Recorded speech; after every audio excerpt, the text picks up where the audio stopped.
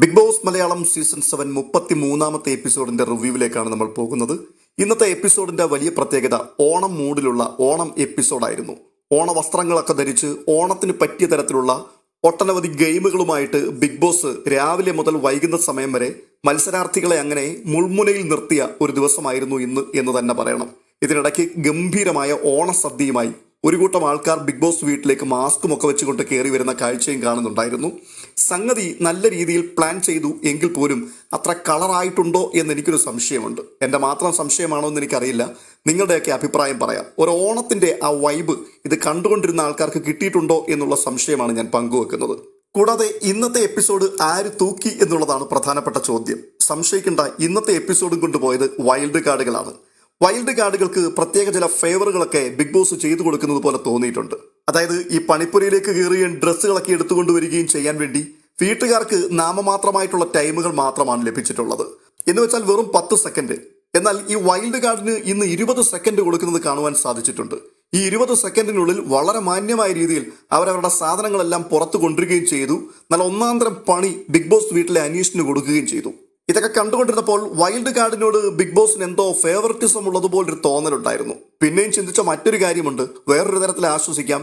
ഈ വീട്ടിലെ അഹങ്കാരികളായിട്ടുള്ള ആൾക്കാരെ ബിഗ് ബോസ് പറഞ്ഞിട്ട് പോലും കേൾക്കാതെ തന്നിഷ്ടപ്രകാരം കാര്യങ്ങൾ നടത്തുന്ന ഒരു അലവലാതി കൂട്ടം, ഈ കൂട്ടത്തെ പണി കൊടുത്ത് ഒതുക്കാൻ വേണ്ടി ബിഗ് ബോസ് ഇവിടെ വൈൽഡ് കാർഡിനെ ഉപയോഗിക്കുന്നുണ്ടോ എന്നൊരു ചെറിയ സംശയമില്ലാതില്ല എനിക്ക്.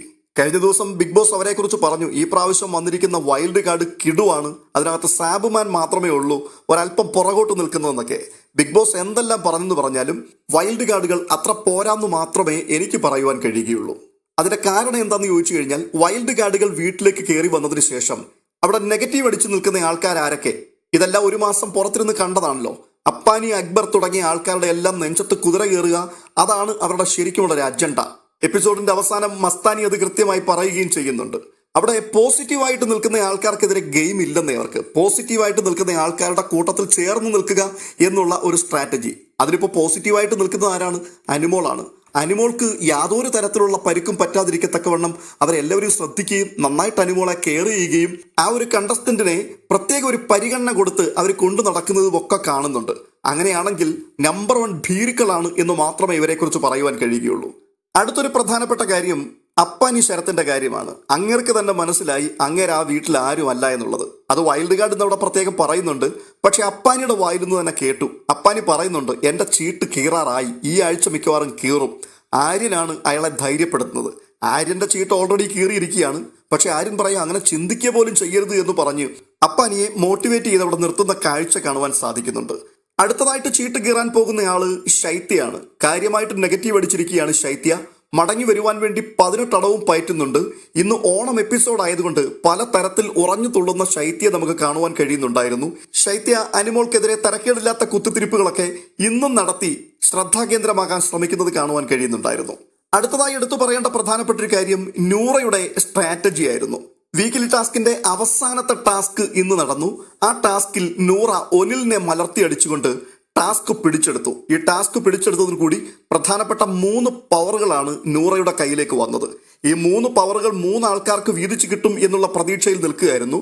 ടാസ്കിന്റെ തുടക്കം മുതൽ തന്നെ, അതായത് നൂറയെ ക്യാപ്റ്റൻ ആക്കുകയും തന്ത്രങ്ങൾ മെനയുകയും കട്ടയ്ക്ക് സപ്പോർട്ടുമായി കൂടെ നിൽക്കുകയും ചെയ്ത അബിയെ നല്ല ഒന്നാന്തരമായിട്ട് തേച്ചു എന്ന് തന്നെ വേണമെങ്കിൽ പറയാം. മറ്റൊരു വിധത്തിൽ പറഞ്ഞാൽ നൂറ നല്ല ഒന്നാന്തരം ബ്രില്യൻ ഗെയിം കളിച്ചു എന്നും വേണമെങ്കിൽ വിശേഷിപ്പിക്കാം. എന്ന് വെച്ചാൽ ഇവിടെ ഫ്രണ്ട്ഷിപ്പ് പിടിക്കാനൊന്നും അല്ലല്ലോ ആരും വന്നിരിക്കുന്നത്. ഇവിടെ ആര് സഹായിച്ചു, ആര് കൂടെ നിന്നു എന്നുള്ളതൊന്നും വിഷയമേ അല്ല. വെട്ടാൻ കിട്ടുന്ന അവസരത്തിൽ വെട്ടി വീഴ്ത്തുക എന്നുള്ളതാണ്. അതുകൊണ്ട് അത്രയും സമയം കൂടെ നിന്ന ആളിനെ അവസാനം പവർ കയ്യിൽ കിട്ടിക്കഴിഞ്ഞപ്പോഴേക്കും വെട്ടി വഴിയിലിട്ട് കളഞ്ഞു. എന്നിട്ട് മാന്യമായിട്ട് അതിലെ പ്രധാനപ്പെട്ട 2 പവറും താൻ തൻ്റെ കയ്യിൽ വെച്ചു. ഒന്ന് വലിയ ഗുണമൊന്നും ഇല്ലാത്തൊരു സാധനം എടുത്ത് ബിന്നിയുടെ തോളിലും വെച്ചു കൊടുത്തു. അപ്പൊ ഇങ്ങനെയുള്ള ഒരു കൂട്ടം കാര്യങ്ങളെ ചുറ്റിപ്പറ്റിയാണ് ഇന്നത്തെ എപ്പിസോഡ് മുൻപോട്ട് പോയിക്കൊണ്ടിരുന്നത്. ഇതിനിടയ്ക്ക് കുറച്ച് ഓണക്കളികളും ഓണ മത്സരവും ആ കൂട്ടത്തിൽ ചെറുതായിട്ടുള്ള ഒരു ഓണത്തല്ലും ഇതൊക്കെയായിരുന്നു ബിഗ് ബോസിലെ പ്രധാനപ്പെട്ട കലാപരിപാടികൾ. നമുക്ക് എപ്പിസോഡിലേക്ക് പോകാം. എപ്പിസോഡിലേക്ക് പോകുന്നതിന് മുൻപായിട്ട് ഈ ചാനൽ ആദ്യമായിട്ടാണ് നിങ്ങൾ കാണുന്നതെങ്കിൽ, ഇതുവരെയും നിങ്ങൾ സബ്സ്ക്രൈബ് ചെയ്തിട്ടില്ലാത്തൊരു വ്യക്തിയാണെങ്കിൽ ഛേദമില്ലാത്തൊരു ഉപകാരമാണല്ലോ, ഒന്ന് സബ്സ്ക്രൈബ് ചെയ്ത് വിട്ടിരുന്നെങ്കിൽ ഒത്തിരി സന്തോഷമാകുമായിരുന്നു. ഒപ്പം വീഡിയോ ഇഷ്ടപ്പെട്ടാൽ ഒന്ന് ലൈക്ക് ചെയ്യുകയും കമന്റ് ബോക്സിന്റെ തുടക്കത്തിൽ തന്നെ ഒരു ഹൈപ്പ് ബട്ടൺ കാണുവാൻ സാധിക്കും. അതിലമർത്തി ഒന്ന് ഹൈപ്പ് ചെയ്യുകയും ചെയ്യണമെന്ന് പ്രത്യേകമായി ഓർപ്പിക്കുകയാണ്. അപ്പോൾ എപ്പിസോഡിലേക്ക് പോകാം. പതിവ് പോലെ പാട്ടുപാടി ബിഗ് ബോസ് വീട്ടുകാരെ എല്ലാവരെയും ഉണർത്തുകയാണ്. അതിനുശേഷം ഓണക്കളികളിലേക്ക് പ്രവേശിക്കുന്നു. ഈ ഓണക്കളിക്ക് ഒരു പ്രത്യേകത ഉണ്ടായിരുന്നു. 21 പേരിൽ 7 പേര് വീതമുള്ള 3 ഗ്രൂപ്പുകളായി തിരിയുവാൻ ബിഗ് ബോസ് പറഞ്ഞു. 3 ഗ്രൂപ്പുകൾക്ക് 3 പേരിട്ടിട്ടുണ്ട്. 1 Thekkedath team, 2 Vadakkedath team, 3 Moothedath team. ഇങ്ങനെ 3 ഗ്രൂപ്പുകൾ. തെക്കേടത്ത് ടീമിൽ ആര്യൻ, ജിസൈൽ, ബിന്നി, ശൈത്യ, രണ, ഫാത്തിമ ഇങ്ങനെയുള്ള ഒരു കൂട്ടം ആൾക്കാർ. വടക്കേടത്ത് ടീമിലേക്ക് വരുമ്പോൾ അനുമോൾ, ഒനിൽ, അനീഷ്, അഭിലാഷ് അങ്ങനെ ഒരു ഗ്രൂപ്പ്.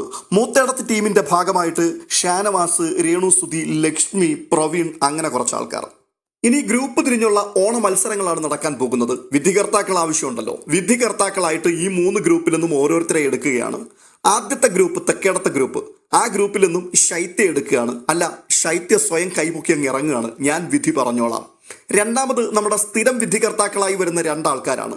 വടക്കേടത്ത് ഗ്രൂപ്പിൽ നിന്നും അനീഷും മൂത്തേടത്ത് ഗ്രൂപ്പിൽ നിന്നും രേണുസുതിയും. രേണുസുതിക്ക് ഗെയിം കളിക്കുന്നതിനോടൊന്നും താല്പര്യമില്ല. ടാസ്കിനോട് ഭയങ്കര വെറുപ്പാണ്. അതുകൊണ്ട് തന്നെ ചുളുവിൽ രക്ഷപ്പെടാനുള്ള ഒരു മാർഗമാണ് ഈ വിധികർത്താവായി മാറുക എന്നുള്ളത്. ഭയങ്കര സന്തോഷത്തോടു കൂടിയാണ് ചാടി അതിനുവേണ്ടി വീഴുന്നത്. ആദ്യത്തെ മത്സരം പൂക്കള മത്സരമായിരുന്നു. അതിനുവേണ്ടി 3-4 ഘട്ടങ്ങളുണ്ട്. ബസർ അടിക്കും ഓരോ ഘട്ടത്തിലും. ഗാർഡൻ ഏരിയയിൽ കുറേ പ്ലാസ്റ്റിക് കവറുകളുണ്ട്. ഈ കവറുകൾക്കകത്തെല്ലാം പൂക്കൾ വാരി നിറച്ച് കെട്ടിത്തൂക്കിയിട്ടിരിക്കുകയാണ്. ഒത്തിരിയുണ്ട്. ആദ്യത്തെ ബസർ ശബ്ദം കേൾക്കുമ്പോഴേക്കും ഈ കവറുകൾ മുഴുവൻ പറിച്ചെടുത്തു കൊണ്ടുവന്ന് ഓരോരോ മത്സരാർത്ഥികളും അവരവർക്ക് വേണ്ടി ശേഖരിച്ച് കൂട്ടിവെക്കണം. അതിനുവേണ്ടിയുള്ളൊരു മത്സരമാണ്. രണ്ടാമത്തെ ബസർ ശബ്ദം കേൾക്കുമ്പോഴേക്കും ഈ കവറിലെ പൂക്കളെല്ലാം അത് പൂക്കളമിടുവാൻ തക്കവണ്ണം ഒരുക്കി റെഡിയാക്കി വെക്കണം. മൂന്നാമത്തെ ബസർ ശബ്ദം കേൾക്കുമ്പോൾ പൂക്കളമിടിയിൽ ആരംഭിക്കണം. 4ാമത്തെ ബസർ കേൾക്കുമ്പോഴേക്കും പൂക്കളമിടിയിൽ അവസാനിപ്പിക്കണം. കൃത്യമായി ബസർ മുഴങ്ങി ബസർ ശബ്ദത്തിനനുസരിച്ച് തന്നെ കൃത്യമായിട്ട് എല്ലാ ആൾക്കാരും നല്ല വെടിപ്പോടും വൃത്തിയോടും കൂടി കാര്യങ്ങളെല്ലാം ഏൽപ്പിക്കപ്പെട്ടതുപോലെ ചെയ്തു കഴിഞ്ഞു. പക്ഷേ പിന്നീടാണ് പ്രശ്നം ആരംഭിച്ചത്. വിധികർത്താക്കൾക്ക് ഒരഭിപ്രായ ഐക്യത്തിലെത്തുവാൻ പറ്റുന്നില്ല. അതായത് ഓരോ ടീമുകൾക്കകത്തുനിന്നും തെരഞ്ഞെടുത്ത ആൾക്കാർ അവരവരുടെ ടീമിന് വേണ്ടിയാണല്ലോ വാദിക്കുന്നത്. 3 പേരും കൂടി മുടിഞ്ഞ അടിയാണ് പിന്നെ അവിടെ നടക്കുന്നത്. ഷാനവാസിന്റെ ഗ്രൂപ്പ് ഒരു ചെറിയ അത്തപ്പൂക്കളം ഇട്ടു. ആ അത്തപ്പൂക്കളത്തെക്കാൾ വലുതായിട്ട് അതിന്റെ സൈഡിൽ ഹാപ്പി ഓണം എന്ന് എഴുതി വെച്ചു. സാധാരണ മലയാളികളുടെ മലയാളിത്തം തുളുമ്പി നിൽക്കുന്ന ഒരു സംഗതിയാണല്ലോ ഈ പൂക്കളം എന്നൊക്കെ പറയുന്നത്. അവിടെ ഓണാശംസകൾ എന്ന് മലയാളത്തിൽ എഴുതുന്നത് നമ്മൾ കണ്ടിട്ടുണ്ട്. ഈ ഹാപ്പി ഓണം എന്ന് പൂക്കളത്തേക്കാൾ ഹൈലൈറ്റ് ചെയ്ത് നിൽക്കുന്ന രീതിയിലാണ് എഴുതി വെച്ചിരിക്കുന്നത്. അതുകൊണ്ട് തന്നെ സംഗതി ആദ്യം തന്നെ അവരെടുത്ത് ദൂരെ കളഞ്ഞു. പിന്നെയുള്ളത് അനീഷിന്റെ ഗ്രൂപ്പ് വടക്കേടത്തും അതുപോലെ ശൈത്യയുടെ തെക്കേടത്ത് ഗ്രൂപ്പും. ഈ 2 ഗ്രൂപ്പിന്റെ അത്തപ്പൂക്കളത്തിന് വേണ്ടിയുള്ള പോരാട്ടമാണ് നടക്കുന്നത്. ഇത് കണ്ടപ്പോൾ വ്യക്തിപരമായി എനിക്ക് അനീഷിന്റെയൊക്കെ പൂക്കളമാണ് ഇഷ്ടപ്പെട്ടത്. കാരണം അവരെടുത്തിരിക്കുന്ന പൂക്കളും അവരതിന് കൊടുത്തിരിക്കുന്ന ആ ഡിസൈൻ അതൊക്കെ ശരിക്കും നല്ല കളർ കോമ്പിനേഷൻ അതിനകത്ത് ഫീൽ ചെയ്യുന്നുണ്ടായിരുന്നു. എന്നാൽ അഡ്വക്കേറ്റ് ശൈത്യ നല്ല രീതിയിൽ വാദിച്ചു. ശൈത്യ പറയുന്നത് അത്തം 10-ന് പൊന്നോണം എന്നാണല്ലോ. അതുകൊണ്ട് തന്നെ ഞങ്ങൾ 10 കളങ്ങളാണ് ഈ പൂക്കളത്തിൽ ഉണ്ടാക്കിയിരിക്കുന്നത്. അതുകൊണ്ട് തന്നെ ഓണത്തിന്റെ ആ ട്രഡീഷൻ സംരക്ഷിച്ച് മുമ്പോട്ട് പോകുന്നത് ഞങ്ങളുടെ പൂക്കളം മാത്രമാണ്. അനീഷ് പറയുന്നു, അങ്ങനെ പറഞ്ഞുകൊണ്ട് നിങ്ങൾക്ക് പ്രൈസ് തരാനൊന്നും പറ്റില്ല. ഞങ്ങൾ പുതുമയിലേക്കാണ് വന്നിരിക്കുന്നത്. അപ്പോൾ തന്നെ പഴമയെ നിലനിർത്തിക്കൊണ്ട് പുതുമയിലേക്ക് ഞങ്ങൾ എത്തി എന്നുള്ളതാണ് ഞങ്ങളുടെ പൂക്കളത്തിന്റെ പ്രത്യേകത. ഇത് പറഞ്ഞ് ഇതുങ്ങൾ രണ്ടുകൂടെ ഭയങ്കര അടിയായി. ഇതിനിടയ്ക്ക് വളരെ നൈസായിട്ട് രേണുസുതിയെ ശൈത്യയും ഗ്രൂപ്പും അപ്പുറത്തെ ഭാഗത്തേക്ക് മറച്ചു കളഞ്ഞു. ഒടുവിൽ അനീഷ് ന്യൂനപക്ഷമായി, അവർ ഭൂരിപക്ഷവുമായി. അവർ 2 പേരും കൂടി ചേർന്നിട്ട് ശൈത്യയുടെ ടീമിന് മാർക്ക് കൊടുത്തു. അങ്ങനെ ആദ്യത്തെ മത്സരത്തിൽ ശൈത്യയും ടീമും വിൻ ചെയ്തു. തുടർന്ന് കാണുന്നത് ഇതിനിടയിൽ വന്നു വീഴുന്ന ക്യാപ്റ്റൻസി നോമിനേഷനാണ്. വരുന്ന ആഴ്ചയിൽ ഈ വീടിനെ നയിക്കാൻ യോഗ്യരെന്ന് നിങ്ങൾക്ക് തോന്നുന്ന 3 ആൾക്കാരെ തെരഞ്ഞെടുക്കുക എന്നുള്ളതാണ് ബിഗ് ബോസ് മുൻപോട്ട് വെച്ചിരിക്കുന്ന നിർദ്ദേശം. അതിന് പ്രകാരം 12 വോട്ടുകളുമായിട്ട് അഭിലാഷിനെ തെരഞ്ഞെടുത്തു. 7 വോട്ടുകളുമായി ജിസൈൽ തൊട്ടു പിന്നിൽ വന്നു. ഒട്ടും കുറയ്ക്കാതെ 7 വോട്ടുകളുമായി ഒനിലും ജിസൈലിനൊപ്പം വന്നു. അങ്ങനെ ഈ 3 ആൾക്കാർക്ക് വേണ്ടി ഇനിയിപ്പോൾ ടാസ്ക് നടത്തി ആ ടാസ്കിൽ വിൻ ചെയ്തു വരുന്ന ആളിനെ അടുത്ത ആഴ്ചയിലെ ക്യാപ്റ്റൻ ആക്കുക എന്നുള്ളതാണ് ബിഗ് ബോസിന്റെ മുൻപിലുള്ള അടുത്ത കർത്തവ്യം. ഇനി ഓണസദ്യയാണ്. നല്ല ഗംഭീരമായൊരു പാട്ട് ബിഗ് ബോസ് ഇടുന്നു. ഈ പാട്ടിന്റെ അകമ്പടിയിൽ ആ വീട്ടിലേക്ക് ഒരു കൂട്ടം ആൾക്കാർ മാസ്ക് വെച്ചുകൊണ്ട് കറുത്ത ഡ്രസ്സും ധരിച്ച് കയറി വരികയാണ്. എല്ലാവരുടെയും കയ്യിൽ പാത്രങ്ങളുണ്ട്. കണ്ടമാനം വിഭവങ്ങളുമായിട്ട് കയറി വന്നിരിക്കുന്നു. നല്ല കെങ്കേമമായ സദ്യ വാഴയിലയിൽ. എല്ലാ ആൾക്കാരും വയറും നിറച്ച് കഴിച്ചു കേട്ടോ. ആക്രാന്തം എന്ന് പറഞ്ഞു കഴിഞ്ഞാൽ ഇന്നത്തെ ആക്രാന്തമായിരുന്നു കാണേണ്ടത്. കാരണം നേരം നോക്കി ഭക്ഷണം കഴിക്കുന്ന ആൾക്കാർ കാര്യമായിട്ട് വയറിന്റെ മൂലയിൽ പോലും ഒട്ടുന്നില്ല ഒരു നേരത്തെ ഭക്ഷണം പോലും. അങ്ങനെയുള്ള ആൾക്കാർക്ക് വിഭവസമൃദ്ധമായ നാടൻ സദ്യ എന്നൊക്കെ പറഞ്ഞപ്പോൾ എല്ലാത്തിൻ്റെയും കൺട്രോൾ പോയി. നന്നായിട്ട് കഴിച്ചു എല്ലാവരും. ഓണസദ്യയൊക്കെ കഴിഞ്ഞതിന് ശേഷം പിന്നെ കാണുന്ന പ്രധാനപ്പെട്ട ഒരു കലാപരിപാടി അത് നമ്മുടെ ജിസൈൽ അനീഷിനെ പ്രപ്പോസ് ചെയ്യുന്ന കാഴ്ചയാണ്. കണ്ണാൻ തുമ്പി പോരാമോ എന്നോട് ഇഷ്ടം കൂടാമോ എന്നുള്ള ആ പഴയ പാട്ട് പാടിക്കൊണ്ട് അനീഷിന്റെ അടുക്കൽ. അനീഷ് ആരാ മോൻ? അനീഷ് പറഞ്ഞു, ഒരു തുമ്പിയെയും എൻ്റെ പഞ്ചായത്തിന്റെ 7 അയലത്ത് കേട്ടില്ല. ഇവിടുത്തെ ഷോ കഴിഞ്ഞാൽ നിനക്ക് നിന്റെ വീട്ടിൽ പോകാം, ഞാൻ എൻ്റെ വീട്ടിലോട്ട് പോകും. അങ്ങോട്ട് എൻ്റെ പുറകിന് വന്നേക്കരുത്, എൻ്റെ തനി സ്വഭാവം എന്താണെന്നുള്ളത് കാണിക്കും. പക്ഷെ ജിസേല് പറയുന്നു, ഞാൻ അങ്ങനെ പോവില്ല, എനിക്ക് നിന്നോട് ഇഷ്ടം തോന്നിപ്പോയി, ഞാൻ അങ്ങനെ വിടുമെന്ന് നീ പ്രതീക്ഷിക്കേ വേണ്ട. അനീഷ് ആണെങ്കിൽ അമ്പിനും വില്ലിനും അടുക്കില്ല. ഒടുവിൽ പണി ഏറ്റില്ലെന്ന് മനസ്സിലായപ്പോൾ ജിസേല് ചിരിച്ചുകൊണ്ട് പറയുക, അല്ലെങ്കിൽ പിന്നെ ഞാൻ നിന്റെ വീട്ടിലോട്ട് അങ്ങ് വരാൻ പോവാ. അടുത്തതൊരു ടാസ്കുമായിട്ടാണ് ബിഗ് ബോസ് വരുന്നത്. കിരീടയുദ്ധം എന്ന ടാസ്കിന്റെ അവസാന ഭാഗത്തേക്ക് എത്തുകയാണ്. വീക്ക്ലി ടാസ്ക് അവസാനിക്കുകയാണ് ഈ ടാസ്കോടുകൂടി. ഇതിൽ ഏറ്റുമുട്ടുന്നത് 2 ടീമുകൾ. അതിന്റെ 2 ക്യാപ്റ്റന്മാർ ഒനിലും നൂറയുമാണ്. ആക്ടിവിറ്റി ഏരിയയിൽ വെച്ചാണ് ഈ ടാസ്ക് നടക്കുവാൻ പോകുന്നത്. 2 പേരുടെയും തലയിലേക്ക് ഓരോ ക്യാപ്പുകൾ വെച്ചു കൊടുക്കും, തൊപ്പി വെച്ചു കൊടുക്കും. ഒരു മേശയുടെ അപ്പുറവും ഇപ്പുറവും 2 കസേരയുണ്ട്. ഈ 2 കസേരയിൽ 2 ആൾക്കാരും ഇരിക്കണം. ഇവരുടെ 2 പേരുടെയും വലതുഭാഗത്തായിട്ട് ഓരോ സ്റ്റാൻഡുകളുണ്ട്. ആ സ്റ്റാൻഡിൽ ഓരോ ഹുക്കുകളും കൊടുത്തിട്ടുണ്ട്. മുൻപിൽ ഇരിക്കുന്ന ആളുടെ തലയിൽ ഇരിക്കുന്ന തൊപ്പി അവിടുന്ന് ഊരിയെടുത്തിട്ട് ഈ ഹുക്കിൽ തൂക്കിയിടണം. അതാണ് ടാസ്കിന്റെ പ്രത്യേകത. തലയിൽ നിന്ന് തൊപ്പി ഊരുക എന്നുള്ളതല്ല, സമയമാണ് ഇവിടുത്തെ ഏറ്റവും പ്രധാനപ്പെട്ട വിഷയം. ആദ്യം ആരാണോ തൊപ്പി ഹുക്കിലേക്ക് തൂക്കുന്നത് ആ വ്യക്തിയായിരിക്കും വിജയിക്കുന്നത്. സത്യം പറയാമല്ലോ, ഈ ടാസ്ക് കണ്ടുകൊണ്ടിരുന്നപ്പോൾ ബിഗ് ബോസിന്റെ ഇത്രയും കാലത്തെ ചരിത്രത്തിൽ ഇത്രയും നിലവാരം കെട്ടുപോയ ഒരു ടാസ്ക് ആദ്യമായിട്ട് കാണുകയാണ്. ഒരു വീക്ക്ലി ടാസ്ക് അല്ലേ? ആ ടാസ്കിന്റെ തുടക്കം ഗംഭീരമായിട്ടായിരുന്നു. നല്ല അടിയും ബഹളവും മുറിവും ഒക്കെ ആയിട്ടാണ് ആരംഭിച്ചത്. ഒരു ഫൈനൽ മാച്ച് എന്നൊക്കെ പറയുമ്പോൾ നമ്മൾ എത്ര പ്രതീക്ഷയോടുകൂടിയാണ് ഇരിക്കുന്നത്. ആദ്യമൊക്കെ ഉഴപ്പി നിന്ന ആൾക്കാർ പോലും ഈ ഫൈനലിനെ ഭയങ്കര പ്രതീക്ഷയോട് ഉറ്റുനോക്കും. മറ്റുള്ള കളികളെക്കാളെല്ലാം ഗൗരവമുള്ള കളിയായിരിക്കും ഫൈനൽ കളി. പക്ഷേ ഈ ഫൈനൽ കളി ഒരു നിലവാരവും ഇല്ലാത്തതായി പോയി. മേശയുടെ അപ്പുറവും ഇപ്പുറവുമുള്ള ഈ കസേരകളിൽ ഇരിക്കുന്ന മത്സരാർത്ഥികൾ അവര് മത്സരം തുടങ്ങുന്നതിന് മുൻപ് തന്നെ പരസ്പരം അങ്ങോട്ടും ഇങ്ങോട്ടുമുള്ള തൊപ്പികളിൽ പിടിച്ചിരിക്കണം. അതായത് ഞാൻ നിങ്ങളുടെ തൊപ്പിയിൽ പിടിച്ചിരിക്കണം, നിങ്ങൾ എൻ്റെ തൊപ്പിയിലും പിടിച്ചിരിക്കണം. റഫറി നെവിനാണ്. നെവിൻ വിസിൽ അടിക്കുന്ന സമയത്ത് പെട്ടെന്ന് ഈ തൊപ്പി ഊരുക, ഹുക്കിലേക്ക് തൂക്കുക. ഹുക്കും തൊട്ടടുത്ത് തന്നെയാണ് ഇരിക്കുന്നത്. സത്യം പറയാമല്ലോ, LKG ക്ലാസ്സിൽ പഠിക്കുന്ന കുട്ടികൾക്ക് ടീച്ചർമാർ പോലും ഇത്തരത്തിലുള്ളൊരു ഗെയിം കൊടുക്കില്ല. അത്രയ്ക്ക് ബാലിശമായ ഒരു നിലവാരവുമില്ലാത്ത ഒരു ടാസ്കുമായിട്ടാണ് ബിഗ് ബോസ് വന്നത്. ടാസ്ക് തുടങ്ങിയതും തീർന്നതും ഒന്നും ആരും അറിഞ്ഞില്ല. നൂറ വിൻ ചെയ്തു. ടീമിന്റെ ക്യാപ്റ്റൻ നൂറയാണ്. അതുകൊണ്ട് നൂറ തന്നെയാണ് കളിക്കാനിരുന്നത്. ക്യാപ്റ്റന് മാത്രമേ കളിക്കാൻ പാടുള്ളൂ എന്നുള്ള നിയമമുണ്ട്. ടാസ്ക് വിൻ ചെയ്യുന്നവർക്ക് ലഭിക്കുവാൻ പോകുന്നത് സൂപ്പർ പവറുകളാണ്. 3 ആൾക്കാരാണുള്ളത്. 1 അഭിലാഷ്, 2 ബിന്നി, 3 നൂറ. ഈ 3 ആൾക്കാർക്ക് മാന്യമായി പങ്കിട്ടെടുക്കുവാൻ തക്കവണ്ണം 3 തരത്തിലുള്ള പവർ ഉണ്ട്. ഒന്ന്, ഈ ടാസ്കിൽ ജയിക്കുന്ന ആൾക്കാർക്ക് വരുന്ന 3 ആഴ്ചക്കാലത്തേക്ക് സൂപ്പർ പവറുകൾ ലഭിക്കുകയാണ്. Super nomination power. അത് കിട്ടുന്നയാൾക്ക് ഓരോ ആഴ്ചയിലും ഡയറക്റ്റ് ആയിട്ട് ഒരാളിനെ നോമിനേറ്റ് ചെയ്യാം. രണ്ടാമത്തത് സൂപ്പർ ഇമ്മ്യൂണിറ്റി പവറാണ്. അതിന്റെ പ്രത്യേകത, വരുന്ന 3 ആഴ്ചക്കാലത്തേക്ക് ഈ സൂപ്പർ ഇമ്മ്യൂണിറ്റി ലഭിച്ചിരിക്കുന്ന വ്യക്തിയെ ആർക്കും നോമിനേറ്റ് ചെയ്യാൻ പറ്റില്ല. നോമിനേഷൻ ഫ്രീ കാർഡ് ലഭിക്കുകയാണ്. അവസാനത്തത് സൂപ്പർ ഫാമിലി പവറാണ്. അതായത് ഇതുവരെയും ബിഗ് ബോസ് വീട്ടിൽ ഫാമിലി വീക്ക് നടക്കുന്ന സമയത്ത് വരുന്ന മത്സരാർത്ഥികളുടെ മാതാപിതാക്കൾ, സഹോദരങ്ങൾ അവര് അന്ന് തന്നെ മടങ്ങിപ്പോകണം. എന്നാൽ ഈ സൂപ്പർ ഫാമിലി പവർ ലഭിക്കുന്നതിലൂടെ അവർക്ക് ലഭിക്കുന്ന വലിയൊരു അഡ്വാൻറ്റേജ്, വീട്ടുകാർ വന്നാൽ അന്നും പോകണ്ട, പിറ്റേന്നും പോകണ്ട, ഒരാഴ്ചക്കാലം ബിഗ് ബോസ് ഹൗസിൽ ഇവർക്കൊപ്പം താമസിക്കുവാനുള്ള ഒരു വലിയ പവറാണ് കിട്ടുന്നത്. എന്തായാലും നൂറ വിൻ ചെയ്തിട്ട് ഈ പവറുമായിട്ട് മുൻപോട്ട് നീങ്ങുവാൻ തുടങ്ങുമ്പോൾ പെട്ടെന്ന് ബിഗ് ബോസ് പിടിച്ചു നിർത്തിയിട്ട് പറയുകയാണ്, ഒരു ട്വിസ്റ്റ് ഉണ്ട് ഈ ഗെയിമിനകത്ത്. നൂറയ്ക്ക് തീരുമാനിക്കാം ഈ പവറുകൾ കൈമാറ്റം ചെയ്യണോ അതോ സ്വന്തമായിട്ട് ഉപയോഗിക്കണോ എന്ന്. വേണമെങ്കിൽ മറ്റുള്ളവർക്ക് കൊടുത്താൽ മതി, ഇല്ല എന്നുണ്ടെങ്കിൽ ഈ 3 പവറും തനിക്ക് തന്നെ ഉപയോഗിക്കാം. ഇത് കേട്ടപ്പോഴേക്കും കൂടെ നിന്നവരൊന്ന് അമ്പരന്നു. പക്ഷേ നൂറ മനസാക്ഷിയുള്ള വ്യക്തി ആയതുകൊണ്ട് ബിന്നിക്ക് ഒരു പവർ ആദ്യം കൊടുക്കുകയാണ്. അത് സൂപ്പർ ഫാമിലി പവർ ആയിരുന്നു. അതായത് അവസാനത്തെ ആഴ്ച വരെ ബിന്നി ബിഗ് ബോസ് വീടിനകത്തുണ്ടെങ്കിൽ ആ സമയത്ത് ബിന്നിയുടെ ഫാമിലിയെ ഒരാഴ്ച കൊണ്ടൊന്ന് അവിടെ താമസിപ്പിക്കാം. നൂറ ഈ വലിയ മനസ്സ് കാണിച്ചപ്പോൾ അത് എല്ലാവരും കരഘോഷത്തോടു കൂടിയാണ് ഏറ്റെടുത്തത്. ഈ സമയത്ത് അപ്പുറത്ത് ഈ ഗെയിമിന്റെ ടാസ്കിന്റെ സൂത്രധാരനിരിപ്പുണ്ട് അഭിലാഷാണ്. ആദ്യത്തെ ടാസ്ക് ഒക്കെ തുടങ്ങുന്ന സമയത്ത് അഭിലാഷിന്റെ ഗെയിം പ്ലാൻ, സ്ട്രാറ്റജിയൊക്കെ വളരെ കൃത്യമായിട്ട് പറഞ്ഞു കൊടുക്കുന്നുണ്ടായിരുന്നു അഭിലാഷ്. എന്നാൽ അവസാനത്തെ 2 ടാസ്ക് അത് ഡയറക്റ്റ് ക്യാപ്റ്റൻ മാത്രം കളിക്കേണ്ടതാണ്. നൂറ നന്നായിട്ട് എഫേർട്ട് ഇട്ട് തന്നെയാണ് അത് കളിക്കുകയും ചെയ്തത്. പക്ഷെ 2 പവറുകൾ കൈ കിട്ടിക്കഴിഞ്ഞപ്പോഴേക്കും അഭിലാഷിനെ മാന്യമായിട്ട് നൂറ അങ്ങ് തേച്ചു കൊടുത്തു. 2 പവറും എനിക്ക് തന്നെ വേണം എന്ന് പറഞ്ഞു. അതായത് super immunity power, super nomination power. അണ്ടികളഞ്ഞണ്ണാനെ പോലെ ഇരിക്കുകയാണ് നമ്മുടെ അഭിലാഷ്. ആകെ പെട്ടുപോയി. എന്നാൽ മേപ്പടിയാൻ അത് പുറത്ത് കാണിക്കുന്നില്ല. അതൊരു സ്പോർട്സ്മാൻ സ്പിരിറ്റിൽ തന്നെ അദ്ദേഹം ഏറ്റെടുക്കുകയും നൂറയെ കെട്ടിപ്പിടിച്ച് അഭിനന്ദിക്കുകയും ചെയ്തു. നൂറയുടെ ഭാഗത്തു നിന്നുള്ള ബ്രില്യന്റ് മൂവ് ആയിരുന്നു ഇന്ന് നടന്നതെന്ന് പറയുന്ന ധാരാളം ആൾക്കാരുണ്ട്. ശരി തന്നെയാണ്. ഒരു ഗെയിമർ എന്ന സ്ഥാനത്ത് മറ്റാരോടും സഹതാപം കാണാൻ പാടില്ല. കൂടെ നിന്നവരുണ്ട്, സഹായിച്ചവരുണ്ട്, ഗെയിമിനെ ഗെയിമായി കണ്ടുകൊണ്ട് ആ ഗെയിം സ്പിരിറ്റിൽ സപ്പോർട്ട് ചെയ്ത ആൾക്കാരുണ്ട്. അവരൊക്കെ ഉണ്ട്, ശരിയാണ്. പക്ഷേ സ്വന്തം ഗെയിമാണിത്.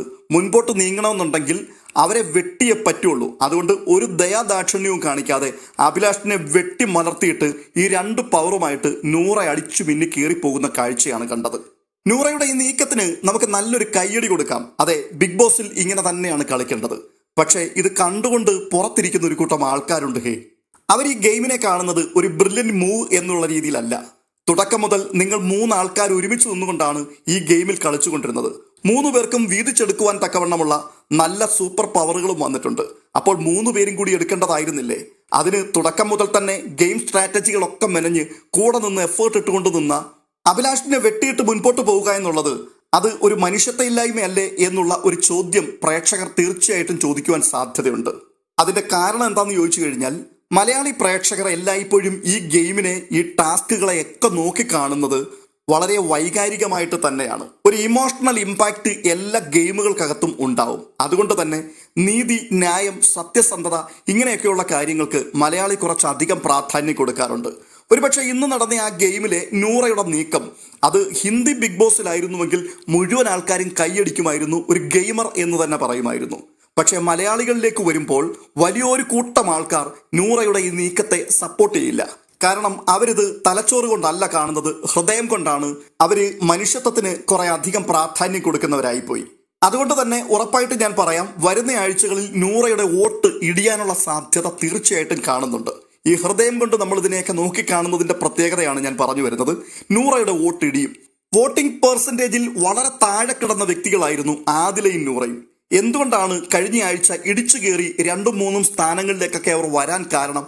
നമ്മൾ ഈ അൺഒഫീഷ്യൽ പോളുകളൊക്കെ യൂട്യൂബ് ചാനലിലൊക്കെ കാണുമ്പോൾ 2, 3, 4 സ്ഥാനങ്ങളിലൊക്കെ ആദിലയും നൂറയും വന്ന് നിന്നിട്ടുണ്ട്. അതിന്റെ കാരണം എന്തുകൊണ്ടായിരുന്നു? എല്ലാവരും അനുമോളെ വളഞ്ഞിട്ട് ആക്രമിച്ചപ്പോൾ അനുമോൾക്കൊരു മോറൽ സപ്പോർട്ട് കൊടുത്തുകൊണ്ട് കൂടെ നിൽക്കുകയും ആശ്വസിപ്പിക്കുകയും, കരയരുത്, ഞങ്ങൾ കൂടെയുണ്ട്, ഞങ്ങൾ നിനക്ക് വേണ്ടി സംസാരിക്കും എന്നൊക്കെ പറഞ്ഞ് തൻ്റെ അപ്പുറവും ഇപ്പുറവും നിന്നു. ഇത് കണ്ടിട്ടാണ് മലയാളികൾ ഇവരെ 2 പേരെയും വോട്ട് ചെയ്ത് കുഴപ്പമില്ലാത്ത ഒരു അന്തരീക്ഷത്തിൽ നിർത്തിയത്. എന്നാൽ നൂറയുടെ ഇന്നത്തെ സ്ട്രാറ്റജി അത് മലയാളിക്ക് അത്ര പിടിക്കാൻ സാധ്യതയില്ല. അവരതിനെ ഗെയിമായി കാണില്ല, അത് ചതിയായിട്ട് മാത്രമേ കാണുകയുള്ളൂ. എന്തായാലും അഭിലാഷിന് നന്നായി വേദനിച്ചിട്ടുണ്ട്. ലൈവ് കണ്ടവർക്കറിയാം, അയാൾ പോയി ഒനിലിനോട് തന്റെ സങ്കടം പങ്കുവെക്കുന്നുണ്ട്. അത് കേട്ടുകൊണ്ട് ഒനില് കാര്യമായിട്ട് അഭിലാഷിനെ മൂപ്പിച്ചു വിടുകയും ചെയ്യുന്നുണ്ട്. അപ്പോൾ അഭിലാഷ് പങ്കുവെച്ചൊരു കാര്യമുണ്ട്. ഈ ടാസ്ക് തുടങ്ങുന്ന സമയത്ത് ഈ വീട്ടിലുള്ള 21 പേരിൽ 18 പേരെയും ഞാൻ മാർക്ക് ചെയ്തു. അവർക്കെതിരെ എങ്ങനെ ഗെയിം കളിക്കണം, എങ്ങനെയാണ് ഈ ടാസ്കിനെ പിടിച്ചെടുക്കേണ്ടത് എന്നുള്ളത് വളരെ കൃത്യമായിട്ട് ഞാൻ പ്ലാൻ ചെയ്തു. 18 ആൾക്കാരെയും ഞാൻ ബ്ലോക്ക് ചെയ്തു. പക്ഷേ എൻ്റെ കൂടെ നിന്ന ഈ 2 ആൾക്കാരെ മനസ്സിലാക്കാൻ എനിക്ക് പറ്റിയില്ല. അതാണ് എൻ്റെ ഏറ്റവും വലിയ മിസ്റ്റേക്ക്.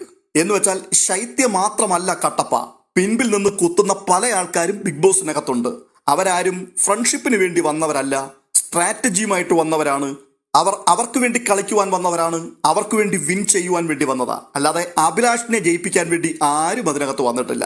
ഇതൊക്കെ മനസ്സിലാക്കി കളിക്കുകയാണെന്നുണ്ടെങ്കിൽ അഭിലാഷിന് ഭാവി ഉണ്ടാവും, ഇല്ലെങ്കിൽ വേഗം വീട്ടിൽ പോകേണ്ടി വരും. തുടർന്ന് കാണുന്നത് ഈ സൂപ്പർ പവർ ലഭിച്ച നൂറയെക്കുറിച്ചുള്ള ഒരു കോർണർ ചർച്ച അവിടെ നടക്കുകയാണ്. ലക്ഷ്മിയും പ്രവീണും ജിഷിനും കൂടിയാണ് ചർച്ച നടത്തുന്നത്. അവിടെ പ്രവീൺ പറയുന്നൊരു കാര്യമുണ്ട്. അവൾ ആരെ നോമിനേറ്റ് ചെയ്യണം, ഈ സൂപ്പർ നോമിനേഷൻ പവറൊക്കെ ലഭിച്ചല്ലോ, അവൾ ആരെ നോമിനേറ്റ് ചെയ്യണം എന്നുള്ളത് ഷാനവാസ് തീരുമാനിക്കും. പെങ്ങളൂട്ടി കാർഡാണല്ലോ ഇപ്പൊ ഇറക്കി കളിച്ചുകൊണ്ടിരിക്കുന്നത്. പല ആൾക്കാരെയും അവൻ പെങ്ങളാക്കി വെച്ചിട്ടുണ്ട്. ആദില, നൂറ, അനുമോൾ ഇവരെല്ലാവരും പെങ്ങളൂട്ടികളാണ്. അപ്പോൾ ഈ പെങ്ങളൂട്ടികളാരും തിരികെ നോമിനേറ്റ് ചെയ്യത്തില്ലല്ലോ. അങ്ങനെ ഒരു കളി ഇതിനകത്തൂടെ നടക്കുന്നുണ്ട്. അതുകൊണ്ട് തന്നെ ഈ കാർഡ് ഉപയോഗിച്ചുകൊണ്ട് ആരെയൊക്കെ നോമിനേറ്റ് ചെയ്യണം, അത് ഷാനവാസിന്റെ കയ്യിലാണ് ആ കളി ഇരിക്കുന്നത്. ആ പറഞ്ഞതിനോട് അങ്ങനെ അങ്ങ് വിയോജിക്കാൻ കഴിയത്തില്ല. അവിടെ വല്ലാത്ത പെങ്ങളൂട്ടി കളിയൊക്കെ കളിക്കുന്നുണ്ട്. ഇമോഷണൽ കാർഡൊക്കെ ഇറക്കി ഈ പാവങ്ങളെ കളിപ്പിച്ചുകൊണ്ട് ചില ആൾക്കാരവിടെ നിൽക്കുന്നുണ്ട്. എന്തായാലും നമുക്ക് കണ്ടറിയാം ഈ കളി എവിടെ എത്തുമെന്നുള്ളത്. അടുത്ത കാഴ്ച ഓണത്തോടുള്ള ബന്ധത്തിൽ അടുത്ത ടാസ്ക് വരികയാണ്. അതായത് പുലിയുടെയും വേട്ടക്കാരന്റെയും ഒക്കെ രൂപങ്ങൾ.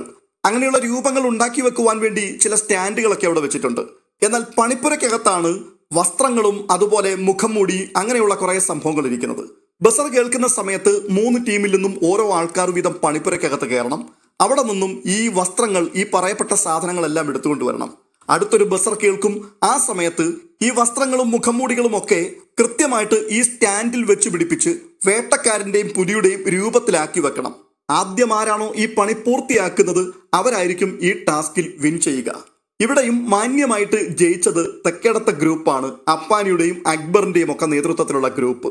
എന്തായാലും ഈ പരിപാടി കഴിഞ്ഞ് അകത്തേക്ക് വന്ന് അല്പനിമിഷത്തെ വിശ്രമവേളകൾ ആനന്ദകരമാക്കണമല്ലോ. അതിനുവേണ്ടിയുള്ള ഒരു കൊച്ചുവർത്തമാനം നടക്കുകയാണ്. എന്താണ് ഈ കൊച്ചുവർത്തമാനം? ആരാണിത് പറയുന്നത്? ഇത് ബിന്നിയും രണ ഫാത്തിമയും കൂടിയാണ് സംസാരിക്കുന്നത്. എന്താണ് സംസാരിക്കുന്ന വിഷയം? കഴിഞ്ഞ ആഴ്ച ബിഗ് ബോസ് വീടിനെ മാത്രമല്ല ഈ ഷോ കാണുകയും കേൾക്കുകയും ചെയ്യുന്ന മലയാളി പ്രേക്ഷകരെ മുഴുവനും കിടിലം കൊള്ളിച്ച ഒരു വലിയ വാർത്തയുടെ പിന്നാമ്പുറത്തു കൂടിയാണ് അവർ സഞ്ചരിച്ചു കൊണ്ടിരിക്കുന്നത്. അതായത് ജിസൈലിനെയും ആര്യനെയും സംബന്ധിച്ച് അനുമോൾ ഉയർത്തിവിട്ട ഒരു വലിയ വിവാദം. ആ വിവാദത്തിനകത്ത് അല്പം കഴമ്പില്ലാതില്ല എന്ന് ബിന്നിയും രണ ഫാത്തിമയും കൂടി പറയുകയാണ്. രണ പറയുന്നു ആര്യന് ജിസൈലിനോട് എന്തോ ഉണ്ട്. അപ്പോൾ ഡോക്ടർ ബിന്നി പറയുകയാണ്, ഈ സംഭവം അനുമോൾ പറഞ്ഞതിന് ശേഷം ഞാൻ ഇരുവരെയും കാര്യമായി വാച്ച് ചെയ്യാറുണ്ടായിരുന്നു.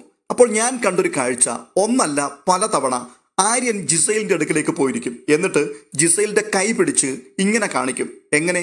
മസാജ് ചെയ്യുന്ന കാര്യമാണ് ഈ പറയുന്നത്. അതെന്തുകൊണ്ടാണ് അവൻ അങ്ങനെ ചെയ്യുന്നത്? ആര്യന് ജിസൈലിനോടും ജിസൈലിന് ആര്യനോടും ഒരു പ്രത്യേക കെയറും കാര്യങ്ങളൊക്കെ ഉണ്ട്. അറിയാലോ, അവർ തമ്മിൽ ഒരു നല്ല ബോണ്ടിങ് ഉണ്ട്. പക്ഷേ എന്തിനാണ് ഇങ്ങനെ കൈ പിടിച്ച് ഈ ഞെക്കിക്കൊണ്ടിരിക്കുന്നത്? അപ്പോൾ അതിനകത്ത് കാര്യമായിട്ടൊരു സ്പെല്ലിംഗ് മിസ്റ്റേക്ക് എനിക്ക് ഫീൽ ചെയ്യുന്നുണ്ട്. ഇനിയിപ്പോൾ ഒരു പക്ഷേ പരസ്പരം സങ്കടങ്ങളും വേദനകളും ഒക്കെ പങ്കുവെക്കുകയും അങ്ങനെ അങ്ങോട്ടും ഇങ്ങോട്ടും ആശ്വസിപ്പിക്കുകയും ഒക്കെ ചെയ്യുന്നതും ആവാം. എനിക്കതിനെക്കുറിച്ച് അറിയില്ല.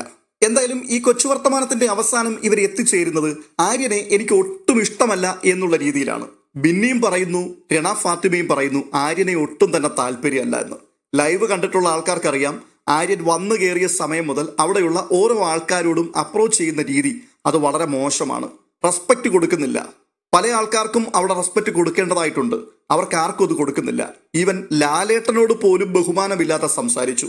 അപ്പോൾ ഈ റെസ്പെക്റ്റ് ഒക്കെ കൊടുക്കണ്ടേ എന്ന് രണ ഫാത്തിമ ചോദിക്കുന്നുണ്ട്. രണയുടെ ഈ ചോദ്യം കേൾക്കുമ്പോൾ പെട്ടെന്ന് നമ്മുടെ മനസ്സിൽ വരുന്നത്, എല്ലാ ആൾക്കാർക്കും വാരിക്കോരി റെസ്പെക്റ്റ് കൊടുക്കുന്ന ഒരാളാണല്ലോ രണ ഫാത്തിമ. 30 വയസ്സുള്ള അനുമോളുടെ പുറകിൽ നടന്ന് പുളിച്ച തെറി പറഞ്ഞ ആളാണ് ഇവിടെ റെസ്പെക്റ്റിനെ കുറിച്ചുള്ള ബോധവൽക്കരണ ക്ലാസിനെ കുറിച്ച് സംസാരിക്കുന്നത്. എന്തായാലും ബിഗ് ബോസ് ഇത് ബോധപൂർവം തന്നെ പുറത്തുവിട്ടതാണ്. കാരണം അനുമോൾ കഴിഞ്ഞ ദിവസം അവിടെ പറഞ്ഞ വാക്ക് അതൊരു വലിയ കൊടുങ്കാറ്റായി മാറിയിട്ടുണ്ട്. ആ ഒരു വിഷയത്തിന്റെ ഏകദേശം ഒരു ക്ലാരിറ്റി ഇപ്പോൾ ഇവിടെ വരികയാണ്. അനുമോൾക്ക് മാത്രമല്ല സംശയം തോന്നിയത്, ഞങ്ങൾക്കും സംശയം തോന്നിയിട്ടുണ്ട്. ആര്യന് ജിസൈലിനോടും ജിസൈലിന് ആര്യനോടുമുള്ള അപ്രോച്ച് എന്തോ പന്തികേടുണ്ട്, ഒരു സ്പെല്ലിംഗ് മിസ്റ്റേക്ക് അതിനകത്ത് ഫീൽ ചെയ്യുന്നുണ്ട്. പക്ഷേ ഇവിടെ ശ്രദ്ധിക്കേണ്ട പ്രധാനപ്പെട്ട ഒരു കാര്യം, ഇവരൊക്കെ ഗ്രൂപ്പിന്റെ ആൾക്കാരാണ്. ഒരു ഗ്രൂപ്പിലുള്ള ആൾക്കാരായതുകൊണ്ട് ഒരിക്കലും മുഖത്ത് നോക്കി ചോദിക്കാൻ പറ്റില്ല, അതിനുള്ള തൻ്റെ ഇടമില്ല. അങ്ങനെ ഒരു ഗെയിം അല്ലല്ലോ കളിച്ചുകൊണ്ടിരിക്കുന്നത്. ഉടായിപ്പ് ഗെയിം കളിച്ചുകൊണ്ടിരിക്കുന്നത് കൊണ്ട് തന്നെ ഈ സംശയവും കാര്യങ്ങളും ഒക്കെ ഉള്ളിലിട്ടുകൊണ്ട് നടക്കാനേ പറ്റൂ. ആര്യനെ ഒട്ടും തന്നെ ഇഷ്ടമല്ല. പക്ഷെ കാണുമ്പോൾ ആര്യന്റെ തോളത്ത് കൈയിട്ട് അണ്ണനും തമ്പിയും കളിക്കുന്നത് പോലെ പോകുന്നതിനോടാണ് ഇവർക്കൊക്കെ താല്പര്യം. അതിനുള്ള ബെനിഫിറ്റ് ഉണ്ടാവും. അതുകൊണ്ടല്ലേ അനുമോൾക്കെതിരെ മാക്സിമം ഈ ഒരു വിഷയം കത്തിച്ചു നിർത്തുവാൻ വേണ്ടി ബിന്നി തുടക്കം മുതൽ ശ്രമിച്ചുകൊണ്ടേയിരുന്നത്. ബിന്നി ആര്യനെ വിളിച്ചിരുത്തി സ്പെഷ്യൽ ക്ലാസ് കൊടുക്കുന്നുണ്ടായിരുന്നു. നിന്റെ കാലിന്റെ വിരൽ കൊണ്ട് ഉരച്ചു മോളോട്ട് കയറ്റി എന്ന് പറഞ്ഞില്ലേ, അത് ലൈംഗികമായിട്ടുള്ളൊരു ദാഹത്തോടു കൂടി ലൈംഗികമായി നിന്നെ ചൂഷണം ചെയ്യാനായിരുന്നു എന്ന് നീ ലാലേട്ടനോട് പറയണം. അതുമാത്രവുമല്ല, കാഞ്ചനമാലയും മൊയ്തീനും കളിച്ചില്ലേ നിങ്ങൾ? ആ സമയത്ത് അനുമോൾ നിനക്കൊരു ചുംബനം തന്നായിരുന്നല്ലോ. അത് കാമദാഹത്തോടു കൂടിയായിരുന്നു, ലൈംഗിക താല്പര്യത്തോടു കൂടിയായിരുന്നു. അങ്ങനെ ചെയ്തപ്പോൾ നിനക്ക് അങ്ങോട്ടും തിരിച്ചത് തോന്നി എന്നുകൂടി നീ ലാലേട്ടനോട് പറയണം എന്നൊക്കെ ഈ ബിന്നിയാണ് ആര്യനോട് പറഞ്ഞു കൊടുത്തത്. അങ്ങനെയുള്ള സ്ഥിതിക്ക് ഇനിയിപ്പോൾ ആര്യനും ജിസൈലും തമ്മിൽ എന്തെങ്കിലും ഉണ്ടെങ്കിൽ തന്നെ ഇങ്ങനെ പരസ്പരം കൂടിയിരുന്ന് അടക്കം പറഞ്ഞങ്ങ് പോകുന്നതാണ് നല്ലത്. ഇല്ല എന്നുണ്ടെങ്കിൽ ഒരുപക്ഷെ അനുമോൾക്ക് ഏതെങ്കിലും നേട്ടം ഉണ്ടായാലോ? ഇതൊക്കെ കാണുന്ന പ്രേക്ഷകർ ശരിക്കും വിലയിരുത്തണം. ഇവരെ ഒരു ഡോക്ടർ എന്ന് പറയാൻ പറ്റുമോ? ഇവരുടെയൊക്കെ ഉള്ളിലിരിക്കുന്ന വിഷം അത് എത്ര തീവ്രതയേറിയതാണ്. ഈ വിഷയത്തോടുള്ള ബന്ധത്തിൽ കഴിഞ്ഞ ദിവസം ഞാനൊരു വീഡിയോ ചെയ്തിരുന്നു. അതുകൊണ്ട് വീണ്ടും അത് തന്നെ പറഞ്ഞ് ഒരാവർത്തന വിരസതയിലേക്ക് പോകുന്നില്ല. എപ്പിസോഡ് നമുക്ക് കംപ്ലീറ്റ് ചെയ്യണമല്ലോ. അടുത്തതായി കാണുന്ന കാഴ്ച, കഴിഞ്ഞ ദിവസത്തെ ടാസ്കിൽ വിൻ ചെയ്ത 3 ആൾക്കാർ അവരുടെ വീട്ടിലേക്ക് മൈജിയുടെ എക്സ്പ്രസ് ഡെലിവറി നടക്കുന്നതിന്റെ ആ വീഡിയോ കാണുന്നതാണ്. അതിൽ 1 സാബുമാനാണ്, 2 അഭിലാഷാണ്, 3 നോറയാണ്. ഈ 3 ആൾക്കാരുടെയും വീടുകളിലേക്ക്, നോറയുടെയും ആദിലയുടെയും വീട്ടിൽ ആരും ഇല്ലാത്തത് കൊണ്ട് നമ്മുടെ ദിയാസനയുടെ വീട്ടിലേക്കാണ് വാഷിംഗ് മെഷീനൊക്കെ എത്തുന്നത്. എന്നാൽ അഭിലാഷിന്റെ വീട്ടിലേക്ക് സാംസങ്ങിന്റെ ഒരു അടിപൊളി ഫോൺ ചെല്ലുന്നുണ്ട്. സാബുമാന്റെ വീട്ടിലേക്ക് മൈജിക്കാർ ഒരു റെഫ്രിജറേറ്ററും എത്തിക്കുന്നുണ്ട്. അതിന്റെയൊക്കെ വീഡിയോ ഈ ആൾക്കാരെ കാണിച്ചു കൊടുക്കുന്ന കാഴ്ചയാണ് പിന്നീട് വന്നത്. അടുത്തതൊരു ടാസ്ക് ആണ് ഓണമധുരം, അതായത് പാൽപ്പായസം ഉണ്ടാക്കുക എന്നുള്ളതാണ്. 30 സെക്കൻഡ് സമയം. ഈ 30 സെക്കൻഡിനുള്ളിൽ 3 ആൾക്കാർക്ക് പണിപ്പുരയിലേക്ക് പ്രവേശിക്കാം. പായസം ഉണ്ടാക്കുവാനുള്ള വിഭവങ്ങളൊക്കെ അതിനകത്ത് വെച്ചിട്ടുണ്ട്. ബസർ ശബ്ദം മുഴങ്ങും. ഈ സമയത്ത് 3 ആൾക്കാർ പണിപ്പുരക്കകത്തേക്ക് ഓടിക്കയറണം. 1 അനുമോൾ, 2 ആര്യൻ, 3 സാബുമാൻ. അങ്ങനെ 3 ഗ്രൂപ്പിനെ പ്രതിനിധീകരിച്ച് 3 പേർ ഓടി അതിനകത്തേക്ക് കയറുന്നു. സമയത്ത് തന്നെ അവർ പുറത്തു വരുന്നു. അടുത്ത ബസർ കേൾക്കുമ്പോഴേക്കും പായസം ഉണ്ടാക്കുവാൻ തുടങ്ങുകയാണ്. കൃത്യസമയത്ത് തന്നെ പായസം ഉണ്ടാക്കി തീർക്കുകയും ചെയ്തു. അടുത്തത് വിധി പറയുവാൻ വേണ്ടി വിധികർത്താക്കൾ എത്തുകയാണ്. തെക്കേടത്തിന്റെയും വടക്കേടത്തിന്റെയും മൂത്തേടത്തിന്റെയും പായസം നല്ല ഒന്നാന്തരം പായസമായിരുന്നു എന്ന് വിധികർത്താക്കൾ ആദ്യം തന്നെ വിളിച്ചു പറഞ്ഞു. പക്ഷേ ഇതിനകത്ത് നിന്ന് ഒരാളിനെ കണ്ടെത്തണം. അപ്പോൾ രേണുസുതിയുടെ ഗ്രൂപ്പിന്റെ പായസം, അത് രേണുസുതിക്ക് ഒത്തിരി ഇഷ്ടപ്പെട്ടു. കാരണം നല്ല ഒന്നാന്തരം മധുരം ഉണ്ടായിരുന്നു. എന്നാൽ അത് രുചിച്ചു നോക്കിയ മറ്റുള്ള 2 പേർ പറഞ്ഞു ഭയങ്കര മധുരമായിരുന്നു, ഒരു തരത്തിൽ പറ്റില്ല. രേണുസുതിക്ക് ഈ മധുരത്തോട് ഭയങ്കര താല്പര്യമാണ്. ആരും ഇല്ലാത്ത സമയത്ത് അടുക്കളയിൽ കയറി പഞ്ചസാരയൊക്കെ കണ്ടമാനം വാരി തിന്നാറുണ്ട്. അതുകൊണ്ട് തന്നെ ഈ പാൽപ്പായസം ഭയങ്കരമായിട്ട് രേണുസുതിക്ക് ഇഷ്ടപ്പെട്ടു. എന്നാൽ രണ്ടാമത്തെ ടീം വടക്കേടത്തെ ഗ്രൂപ്പാണ്. ആ ഗ്രൂപ്പിന്റെ പാൽപ്പായസം അത് ശൈത്യയ്ക്ക് ഒട്ടും തന്നെ ഇഷ്ടപ്പെട്ടില്ല. കാരണം അത് അടിയിൽ പിടിച്ചിട്ടുണ്ടായിരുന്നു, കയ്പായിരുന്നു, മധുരം ഒട്ടും തന്നെയില്ല. അനുമോളാണ് അത് ഉണ്ടാക്കിയത്. അപ്പോൾ അനുമോളും ശൈത്യയുമായിട്ട് നിലനിൽക്കുന്ന ഒരു ശീതസമരം ഉള്ളത് കൊണ്ട് തന്നെ അനുമോളുടെ പായസത്തെ ഒരു തരത്തിലും അംഗീകരിക്കുവാൻ ശൈത്യയ്ക്ക് പറ്റില്ല. മാത്രവുമല്ല, അനുമോളുടെ ഗ്രൂപ്പിൽ തന്നെ രേണുസുതിയുടെ ഏറ്റവും വലിയൊരു ശത്രു നിപ്പുണ്ട്, മസ്താനി. അപ്പോൾ അനുമോളും മസ്താനിയും കൂടി ഒരുമിച്ച് നിൽക്കുന്ന ഗ്രൂപ്പിനെ ഒരു കാരണവശാലും ശൈത്യയ്ക്കും രേണുസുതിക്കും സപ്പോർട്ട് ചെയ്യാൻ പറ്റില്ല. അനീഷ് സ്വന്തം ടീമിന്റെ പായസമായിരുന്നു നല്ലതെന്ന് തെളിയിക്കുവാൻ വേണ്ടി വാദിച്ചു ഊപ്പാടിളകിയതല്ലാതെ ഈ 2 പെണ്ണുങ്ങളുടെ മുൻപിൽ ഒന്നും ചെയ്യാൻ അനീഷിന് പറ്റിയില്ല. അവസാനമായി തെക്കേടത്തെ ഗ്രൂപ്പിന്റെ പായസമാണ്, അതായത് ശൈത്യയുടെ ഗ്രൂപ്പിന്റെ പായസമാണ്. ആ പായസത്തിന് ഏലക്കയുടെ ചുവ കൊണ്ട് ഇറക്കാൻ പറ്റില്ല എന്നാണ് അനീഷും രേണുസുതിയും ഒരുപോലെ പറഞ്ഞത്. പക്ഷേ ശൈത്യയുടെ വാദം പായസത്തിന് രുചി കൂടണമെങ്കിൽ ഏലക്ക ഉണ്ടായാൽ മാത്രമേ പറ്റുകയുള്ളൂ. അല്ല, ഈ ഏലക്കയ്ക്ക് ഒരു കണക്ക് വേണ്ടേ? കണക്കല്ല, ഏലക്ക കൂടുന്നതിനനുസരിച്ച് രുചി കൂടിക്കൊണ്ടിരിക്കും എന്നുള്ളതാണ്. മീൻകറി ഉണ്ടാക്കാൻ വേണ്ടി നമുക്ക് മുളകുപൊടി അത്യാവശ്യമാണ്. പക്ഷേ 1 കിലോ മീൻ കറി വെക്കുവാൻ വേണ്ടി 1.5 കിലോ മുളകുപൊടി വേണമെന്നും, അങ്ങനെ മുളകുപൊടി കൂടുന്നതിനനുസരിച്ച് അതിന് രുചി കൂടും എന്ന് പറഞ്ഞു കഴിഞ്ഞാൽ ആർക്കാണ് അത് അംഗീകരിക്കാൻ പറ്റുന്നത്? ശൈത്യ പറയുന്നു ഏലക്ക കൂടുന്നതിനനുസരിച്ച് അതിന്റെ രുചി കൂടിക്കൊണ്ടേയിരിക്കും.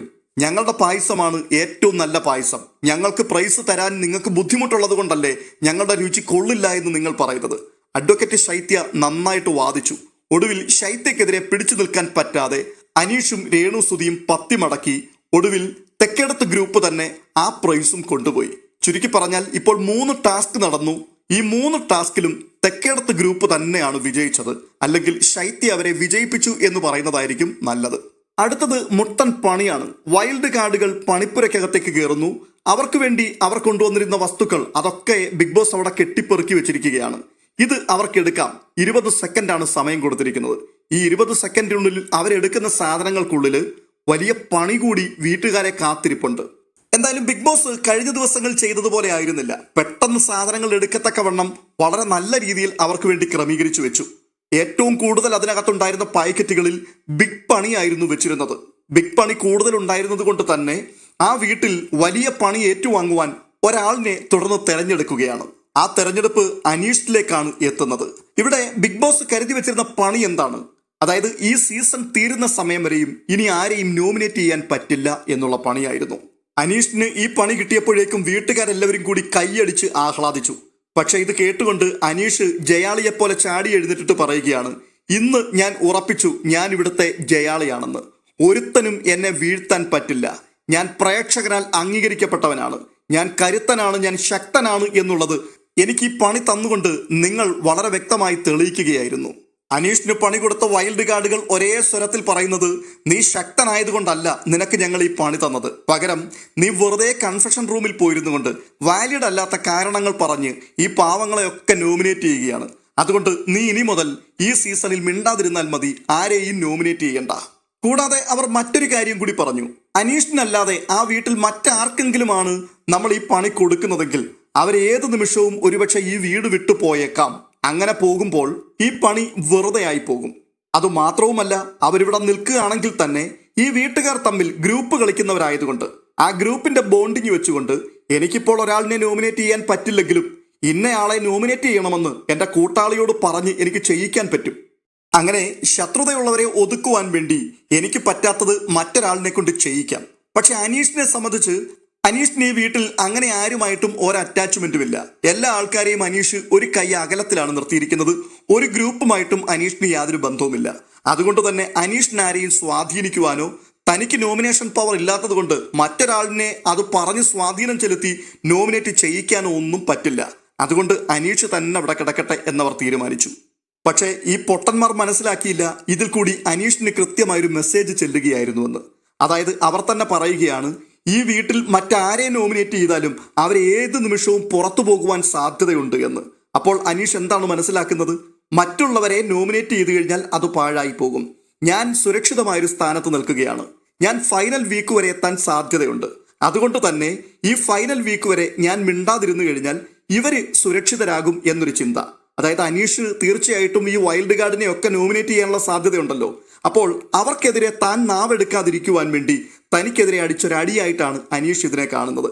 മാത്രവുമല്ല താൻ മാസ് സപ്പോർട്ടോടു കൂടിയാണ് ഇവിടെ നിൽക്കുന്നത് എന്നുള്ള ഒരു മെസ്സേജും കൂടി അനീഷിന് ഇതിൽ കൂടി കൈമാറുവാൻ അവർക്ക് കഴിഞ്ഞു. സത്യത്തിൽ ഇവരെയൊക്കെ പൊട്ടന്മാരെന്നാണോ പറയേണ്ടത്, അതോ പൊട്ടന്മാരെ പോലെ ഇവർ അഭിനയിക്കുകയാണോ? അഭിനയിക്കാൻ ഒരിക്കലും സാധ്യതയില്ല. ഇവന്മാർ പൊട്ടന്മാർ തന്നെയാണ്. മുൻപും പിൻപും കൂട്ടി ചിന്തിക്കുവാൻ കഴിയാതെ പെട്ടെന്നുള്ള വികാരാവേശത്താൽ ഏതാണ്ടൊക്കെ പറഞ്ഞു വെക്കുന്നതായിട്ടാണ് നമുക്കവിടെ തോന്നിയത്.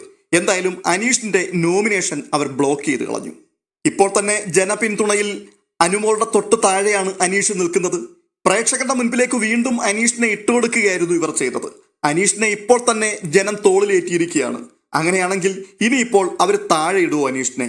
ഈ പണി കൂടി കിട്ടിയ വ്യക്തിയെ അവർ തീർച്ചയായിട്ടും പൊക്കി ഉയർത്തിക്കൊണ്ട് നടക്കും. അനീഷ് ഉറപ്പായിട്ടും ഫൈനൽ 5 എത്തും. ചിലപ്പോൾ കപ്പടിക്കാനുള്ള സാധ്യതയും അനീഷിന് തന്നെയാണ്. എന്തായാലും ബാക്കിയുള്ള ആൾക്കാർ ഇതൊക്കെ പൊക്കി അവരുടെ തലയിൽ വെച്ചു കൊടുക്കുന്നതാണ്. അല്ലാതെ ഒരു അസാധ്യ ഗെയിമർ ആയതുകൊണ്ടൊന്നും അങ്ങനെ ഗെയിം കളിച്ച് വെട്ടിപ്പിടിക്കുന്നതല്ല. അത് അനുമോളാണെങ്കിലും അനീഷ് ആണെങ്കിലും ഭയങ്കര ഗെയിം സ്ട്രാറ്റജി ഒന്നും കാണിച്ച് ജനത്തെ കൂടെ നിർത്തിയതൊന്നും അല്ല. വളഞ്ഞിട്ട് ആക്രമിക്കുക, ഇതുപോലുള്ള പണികൾ കൊടുക്കുക, ഈ പണികളിൽ കൂടി അവരെ ബുദ്ധിമുട്ടിലാക്കി ഒരു കോർണറിൽ ഒതുക്കാൻ ശ്രമിക്കുന്ന സമയത്ത് ഇത് കാണുന്ന പ്രേക്ഷകർ അവരെ അങ്ങ് ഏറ്റെടുക്കുകയാണ്. ഇത് തന്നെയാണ് ഓരോ സീസണുകളിലും നാം കണ്ടിട്ടുള്ളത്. അതിൽ നിന്ന് വ്യത്യസ്തമായിട്ട് 1-2 സീസണുകൾ മാത്രമേ വന്നിട്ടുള്ളൂ. ഇതിനുശേഷം കാണുന്നത് അക്ബറും ശൈത്യയും തമ്മിലുള്ള ഒരു കോർണർ മീറ്റിംഗ് ആണ്. ഈ ചർച്ചയിൽ ശൈത്യ ചില കാര്യങ്ങൾ പറയുന്നുണ്ട്.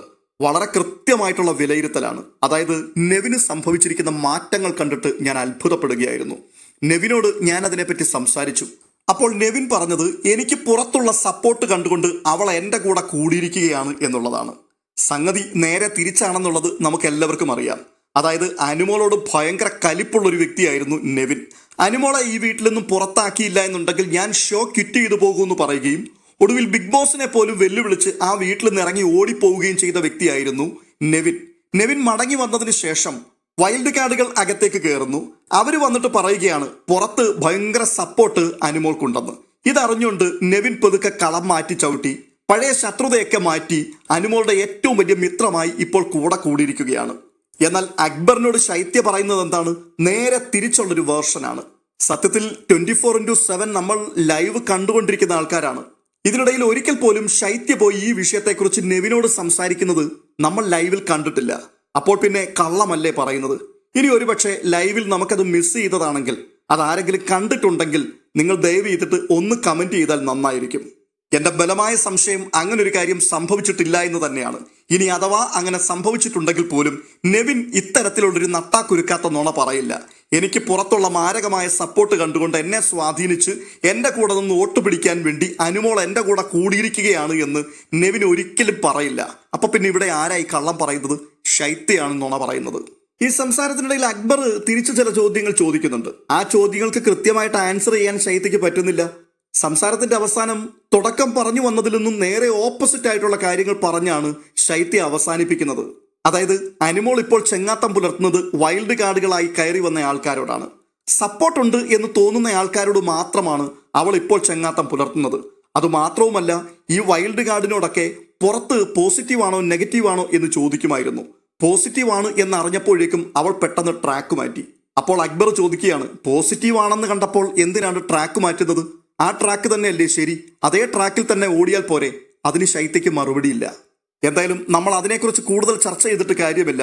കാരണം ഞാൻ ആദ്യം പറഞ്ഞതുപോലെ ശൈത്യയുടെ ചീട്ട് കീറിക്കഴിഞ്ഞു. നാളത്തെ ലാലേട്ടന്റെ എപ്പിസോഡ് തീരുമ്പോൾ ശൈത്യ മിക്കവാറും വീട്ടിലെത്തും. അടുത്തതായി കാണുന്നത് വൈൽഡ് കാർഡുകളുടെ അടുത്തൊരു കോർണർ ചർച്ചയാണ്. ആ മീറ്റിംഗിൽ വെച്ച് അവർ സംസാരിക്കുന്ന ഒരു കാര്യമുണ്ട്. നമ്മളെ കൊണ്ട് ഒരു വലിയ കാര്യം നടന്നു. ഇവിടെ പല ഗ്രൂപ്പുകൾ ഉണ്ടായിരുന്നു, ആ ഗ്രൂപ്പുകളെയെല്ലാം പൊളിച്ചു. ഇപ്പോൾ ഒറ്റ ഗ്രൂപ്പ് മാത്രമേ ഉള്ളൂ. എല്ലാവരും കൂടി ചേർന്നിട്ട് ഒരു ഗ്രൂപ്പായി മാറി. സത്യമാണ് ഈ പറയുന്നത്. എത്ര ഗ്രൂപ്പുകളായിരുന്നു അതിനകത്തുണ്ടായിരുന്നത്? പ്രധാനമായിട്ടും ഷാനവാസിന്റെ ഗ്രൂപ്പും അക്ബറിന്റെ ഗ്രൂപ്പുമായിരുന്നു. ഷാനവാസ് പ്രതിജ്ഞയെടുത്ത് നടക്കുകയായിരുന്നു, അക്ബറിന്റെ ഗ്രൂപ്പ് പൊളിച്ചിട്ടേ ഉള്ളൂ കാര്യമൊന്ന്. അങ്ങനെ കലിപൂണ്ട് നടന്ന ഷാനവാസ് ഇപ്പോൾ അക്ബറിന്റെയും അപ്പാനിയുടെയും മടിയിൽ തന്നെയാണ് 24 മണിക്കൂറും. അതായത് ഇവരെല്ലാവരും കൂടി ചേർന്ന് ഇമ്മണി വലിയ ഗ്രൂപ്പ് അങ്ങുണ്ടാക്കി. എന്തിനു വേണ്ടിയാണ്? വൈൽഡ് കാർഡുകളെ ഭയന്നിട്ടാണ്. അവരെ വെട്ടാൻ വേണ്ടിയാണ് ശത്രുത മറന്ന് എല്ലാവരും കൂടി ഒന്നായി തീർന്നിരിക്കുന്നത്. ഇവിടെ പ്രവീണ് പറയുന്നുണ്ട്, അപ്പാനി ശരത്തിന്റെയൊക്കെ കിളി പോയി നടക്കുകയാണ്. അപ്പാനിക്ക് താൻ ആരുമല്ല എന്ന് ബോധ്യപ്പെട്ടുവെന്ന്. അതും വളരെ യാഥാർത്ഥ്യമാണ്. അപ്പാനി ആയിരുന്നല്ലോ ആ വീട്ടിലെ ഏറ്റവും വലിയ ശബ്ദ കോലാഹലത്തിന്റെ ഉടമ. ഉച്ചഭാഷണിയേക്കാൾ ഉച്ചത്തിൽ സംസാരിക്കുന്ന ശബ്ദമുള്ള അപ്പാനി ഇപ്പോൾ വളരെ പരിമിതമായി മാത്രമേ സംസാരിക്കാറുള്ളൂ. അപ്പാനി ഇപ്പോൾ ആര്യനുമായി സംസാരിക്കുമ്പോൾ ചോദിക്കുകയാണ്, എന്റെ ചീട്ട് ഈ ആഴ്ച കീറും ഇല്ലേ? അപ്പാനി വരണ്ടിരിക്കുകയാണ്. അപ്പാനിയെ ആര്യൻ ധൈര്യപ്പെടുത്തുന്നുണ്ട്. എന്തൊക്കെയോ കുശൂഷിക്കുന്നതാണ് കാണുവാൻ സാധിക്കുന്നത്. എപ്പിസോഡിന്റെ അവസാനം ഒരു മാരകമായ ഗെയിം സ്ട്രാറ്റജിയുമായിട്ട് മസ്താനി വരികയാണ്. എന്താണ് മസ്താനിയുടെ സ്ട്രാറ്റജി? അപ്പാനിയെ കൊണ്ട് മസ്താനിയെ തല്ലിക്കണം. അതിനുള്ള പ്രൊവോക്കേഷൻ ഗെയിം ആയിരിക്കും അടുത്ത ദിവസങ്ങൾ മുതൽ പ്ലാൻ ചെയ്യുന്നത്. പ്രൊവോക്ക് ചെയ്ത് ഒടുവിൽ അവൻ എന്നെ തല്ലണം. അങ്ങനെ തല്ലിയിട്ട് അവൻ പുറത്തു പോകണം. എങ്ങനെയുണ്ട്? മസ്താനി രണ്ടും കൽപ്പിച്ചാണ്. അതായത് ഇവർക്കൊക്കെ മനസ്സിലായിട്ടുണ്ട്, അപ്പാനി എന്ന് പറയുന്ന ഈ അപ്പാവി, അയാളെ ഒന്ന് പറഞ്ഞ് രണ്ടാമത്തതിന് ചൂട് കയറ്റാം, അയാൾ പ്രൊവോക്കാകും. മാക്സിമം അയാളെ പിരികേറ്റിയാൽ അയാളൊന്ന് പൊട്ടിക്കാൻ മടിക്കില്ല. ഇമോഷണലി അങ്ങേയറ്റം വീക്കായിട്ടുള്ളൊരു കഥാപാത്രമാണ് അപ്പാനി എന്ന് എല്ലാവർക്കും നന്നായിട്ട് അറിയാം. അതുകൊണ്ട് തന്നെ മസ്താനി തുനിഞ്ഞിറങ്ങുകയാണ് അടി മേടിക്കാനായിട്ട്. അത് എത്രത്തോളം വിജയപ്രദമാകും എന്ന് നമുക്ക് കണ്ടറിയേണ്ട കാര്യമാണ്. ഇനിയിപ്പോൾ അപ്പാനിയെ ചൊറിഞ്ഞ് അടി മേടിച്ചിട്ട് അപ്പാനിയെ പുറത്താക്കാൻ പോകുന്ന മസ്താനിയാണോ നെഗറ്റീവ് ആകാൻ പോകുന്നത്? മസ്താനിയുടെ ഈ ഗെയിം സ്ട്രാറ്റജിയെ മലയാളി പ്രേക്ഷകർ എങ്ങനെയായിരിക്കും നോക്കിക്കാണുവാനും കൈകാര്യം ചെയ്യുവാനും പോകുന്നത്? ഇതൊക്കെയാണ് ഇനി കണ്ടറിയേണ്ട കാര്യങ്ങൾ. മസ്താനിയുടെ ഗെയിം പ്ലാനുകളൊക്കെ കേട്ടിട്ട് പാവം സാബുമാൻ ഞെട്ടിയിരിക്കുകയാണ്. ഇത് എന്തൊക്കെയാണ് ഈ പറയുന്നത്? അതെ, ഏതറ്റം വരെ പോകാനും ഞാൻ മടിക്കില്ല. കഴിഞ്ഞ ദിവസം ഞാൻ ഷാനവാസിന്റെ കയ്യിൽ നിന്നും ഒരടി മേടിക്കാൻ വേണ്ടി മാക്സിമം നോക്കി. പക്ഷെ അയാൾ വിട്ടില്ല. അയാൾ കൈ പുറകിൽ കെട്ടിക്കൊണ്ടായിരുന്നു സംസാരിച്ചത്. എങ്കിലും ഞാൻ അവനെ പറഞ്ഞവിടെ ഇരുത്തി. അതുപോലെ തന്നെയായിരിക്കും ഇനി അപ്പാനിക്കെതിരെയുള്ള എൻ്റെ നീക്കം. എന്തായാലും കളി മുറുകയാണ്. നമുക്ക് കണ്ടറിയാം എന്തൊക്കെയായിരിക്കുമെന്ന്. ഓണം വന്നാലും ഉണ്ണി പിറന്നാലും കോരന് കഞ്ഞി കുമ്പിളിൽ തന്നെ എന്ന് പറയുന്നത് പോലെ എന്തെല്ലാം പരിപാടികൾ നടന്നാലും ബിഗ് ബോസ് വീട്ടിൽ അടിയില്ലാതെ ഈ സീസണിൽ ഒരു ഗുമ്മില്ല എന്ന രീതിയിലേക്ക് എത്തിയിരിക്കുകയാണ്. എന്തായാലും ബാക്കി വിവരണങ്ങളൊക്കെ നാളെ പറയാം. ഈ വീഡിയോ നിങ്ങൾക്ക് ഇഷ്ടപ്പെട്ടിട്ടുണ്ടെങ്കിൽ ലൈക്ക് ചെയ്യുവാൻ മറക്കരുത്. ചാനൽ ഇതുവരെയും സബ്സ്ക്രൈബ് ചെയ്തിട്ടില്ലാത്തവർ സബ്സ്ക്രൈബ് ചെയ്യുവാനും മറക്കരുത് എന്ന് ഓർപ്പിക്കുന്നു. അടുത്തൊരു അപ്ഡേഷനുമായി വീണ്ടും എത്താം. അതുവരേക്കും ബൈ.